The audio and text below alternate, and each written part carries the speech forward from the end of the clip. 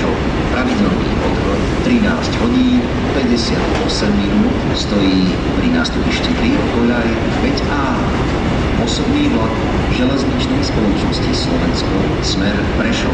Pravidelný odchod 13 hodín 58 minút, stojí pri nástupišti 3 koľaj 5A.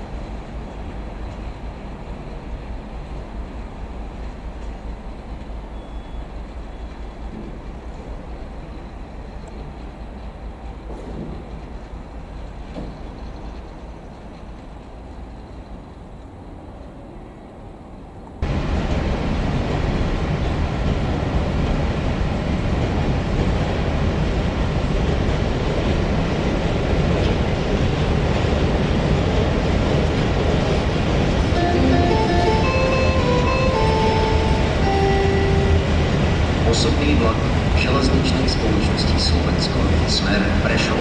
Pravidelný odchod 13 hodín 58 minút, stojí pri nástupišti 3 koľaj 5A, pripravený na odchod.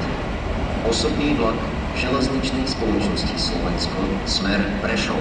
Pravidelný odchod 13 hodín 58 minút, stojí pri nástupišti 3 koľaj 5A, pripravený na odchod.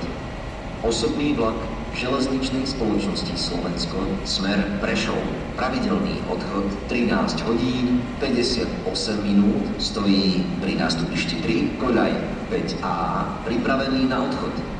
Osobný vlak železničnej spoločnosti Slovensko zo smeru Moldava na Podvol Mest. Pravidelný príchod 13 hodín 59 minút, prichádza k nástupišťu 3 koľaj 1.